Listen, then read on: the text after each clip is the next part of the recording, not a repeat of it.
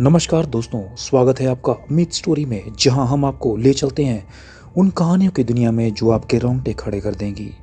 आज हम आपको एक ऐसी खौफनाक घटना के बारे में बताने जा रहे हैं जो आपने पहले कभी नहीं सुनी होगी।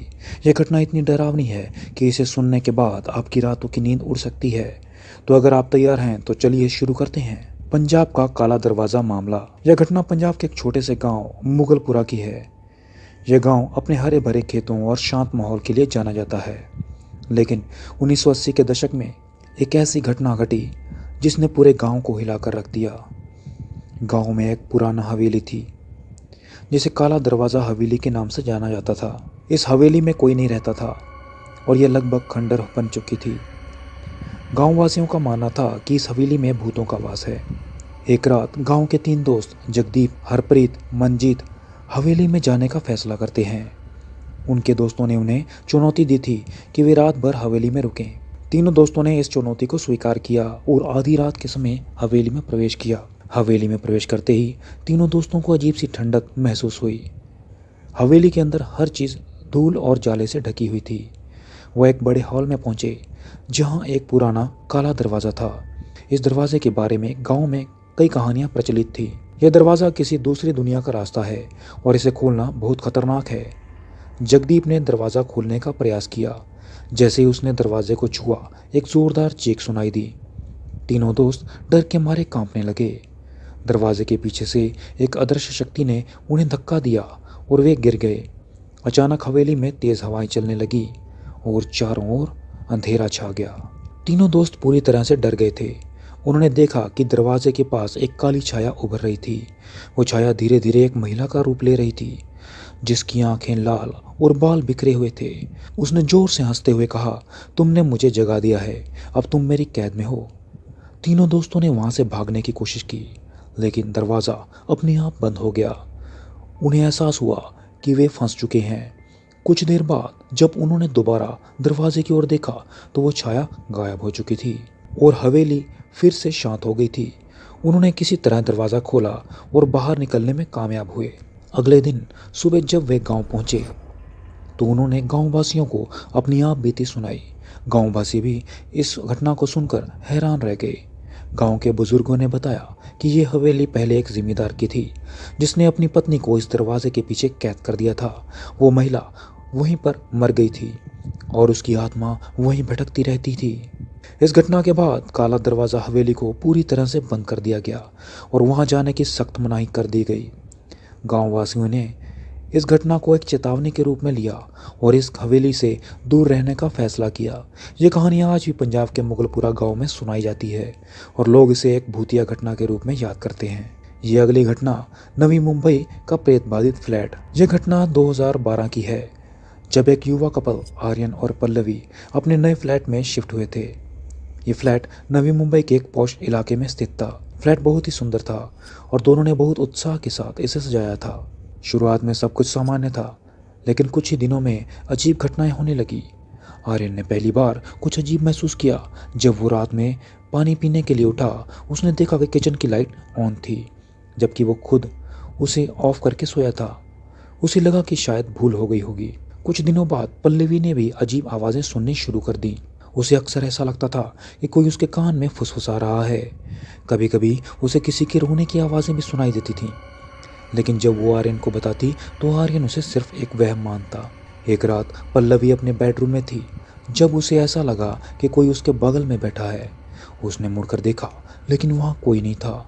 पल्लवी बहुत डर गई और आर्यन को जगाया। आर्यन ने उसे सांत्वना दी और कहा कि ये सिर्फ उसका भ्रम है। आर्यन और पल्लवी ने अपने फ्लैट का इतिहास जानने की कोशिश की। उन्हें पता चला कि कुछ साल पहले वहाँ एक युवा लड़की की आत्महत्या हुई थी। कहा जाता है कि वो लड़की बहुत ही डिप्रेस्ड थी। उसने अपने ही कमरे में फांसी लगाकर जान दे दी थी। इसके बाद फ्लैट में अजीब घटनाएं बढ़ने लगी। एक रात आर्यन ने देखा कि पल्लवी बेडरूम से उठकर बालकनी की ओर जा रही है। उसने उसे रोका और पूछा कि वो कहाँ जा रही है। पल्लवी ने कहा कि उसे कोई बुला रहा है। आर्यन ने पल्लवी को वापस बेड पर लाकर सुला दिया। एक रात आर्यन और पल्लवी ने फ्लैट में जोर जोर से दरवाज़ा खटखटाने की आवाज़ सुनी। जब उन्होंने दरवाज़ा खोला तो वहाँ कोई नहीं था। अचानक लाइटें बुझ गई और एक ठंडी हवा का झोंका आया। उन्हें ऐसा लगा कि कोई अदृश्य शक्ति वहां मौजूद है। इन घटनाओं से परेशान होकर आर्यन और पल्लवी ने फ्लैट को छोड़ने का निर्णय लिया। उन्होंने अपने दोस्तों और परिवार को भी इन घटनाओं के बारे में बताया। आखिरकार वे दूसरे फ्लैट में शिफ्ट हो गए। आर्यन और पल्लवी के जाने के बाद फ्लैट को फिर से बेचने की कोशिश की गई, लेकिन उन घटनाओं की कहानियों के कारण कोई भी उस फ्लैट को खरीदने के लिए तैयार नहीं हुआ। आज भी नवी मुंबई का यह फ्लैट प्रेत बाधित माना जाता है और कोई भी वहां रहने की हिम्मत नहीं करता। लोग मानते हैं कि उस आत्महत्या करने वाली लड़की की आत्मा अभी भी वहां भटकती रहती है। ये अगली कहानी भी मुंबई की ही है। मुंबई का ग्रांट रोड का प्रेत बाधित रेलवे क्वार्टर। यह घटना मुंबई के ग्रांट रोड इलाके की है, जहां एक पुराना रेलवे क्वार्टर प्रेत बाधित माना जाता है। इस क्वार्टर में कई रेलवे कर्मचारी अपने परिवार के साथ रहते हैं, लेकिन अजीब घटनाओं के कारण ये क्वार्टर धीरे धीरे खाली हो गया। यह कहानी शुरू होती है 1990 के दशक से, जब एक रेलवे कर्मचारी रमेश शर्मा अपने परिवार के साथ इस क्वार्टर में रहने आया था। शुरुआत में सब कुछ सामान्य था, लेकिन कुछ ही हफ्तों में अजीब घटनाएं होने लगी। एक रात रमेश की पत्नी सविता ने महसूस किया कि कोई अदृश्य शक्ति उनके घर में घूम रही है। उसने रमेश को जगाया, लेकिन रमेश ने इसे केवल उसका वहम माना। कुछ दिनों बाद रमेश और सविता ने रात में अजीब आवाज़ें सुननी शुरू कर दी। कभी कभी उन्हें किसी के कदमों की आवाज़ सुनाई देती थी, जो कभी दरवाजे पर जोर जोर से खटखटाने की। एक बार सविता ने बाथरूम में एक साया देखा जो अचानक गायब हो गया।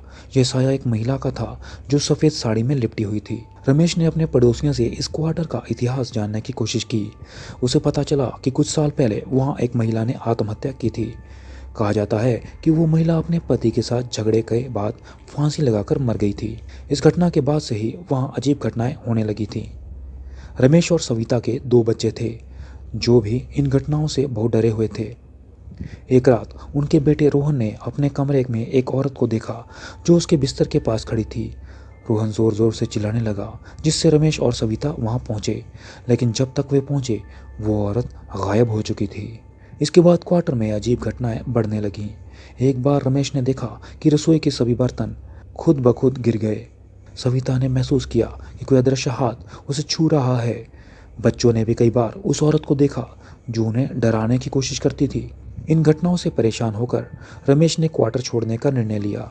उन्होंने रेलवे के अधिकारियों को भी इन घटनाओं के बारे में बताया, लेकिन कोई भी इसका समाधान नहीं निकाल पाया।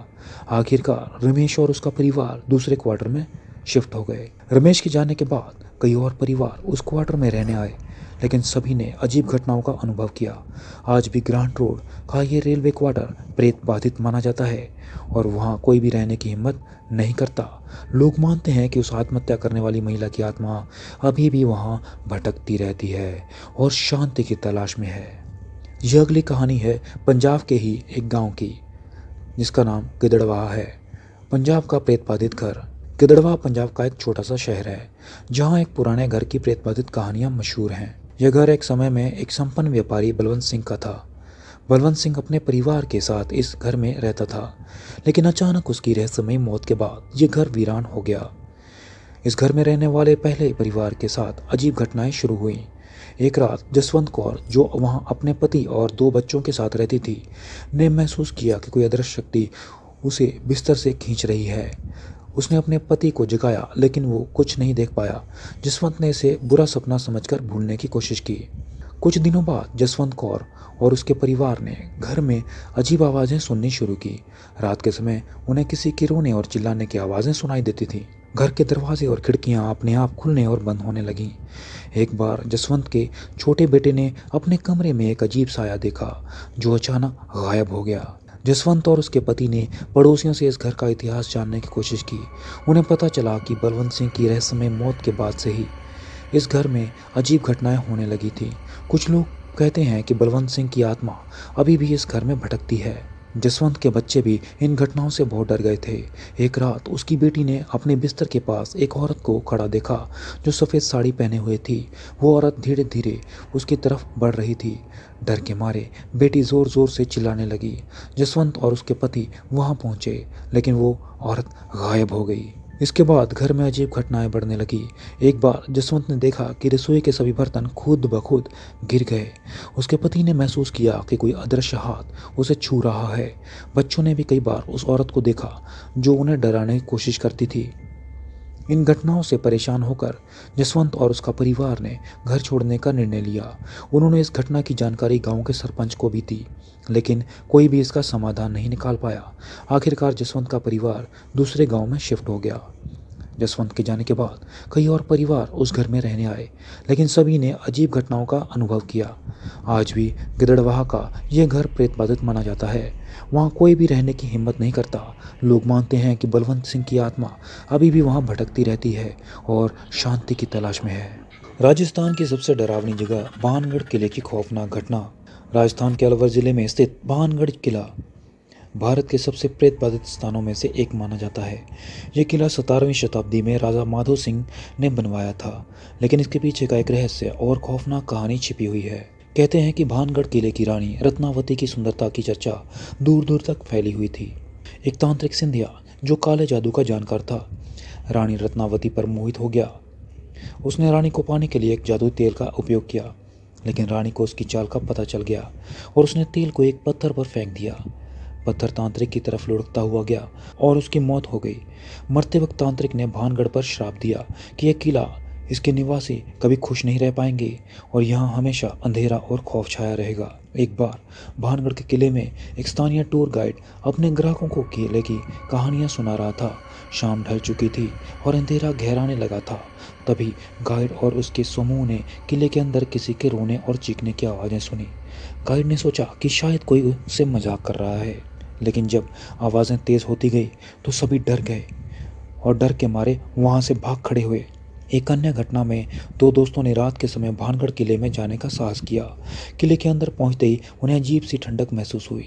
वे दोनों किले के मुख्य द्वार की तरफ बढ़े। तभी उन्होंने देखा कि एक छाया उन पर नजर रख रही है। वो छाया धीरे धीरे उनकी तरफ बढ़ रही थी। डर के मारे वो दोनों किले से बाहर की तरफ भागे, लेकिन उस छाया ने उनका पीछा नहीं छोड़ा।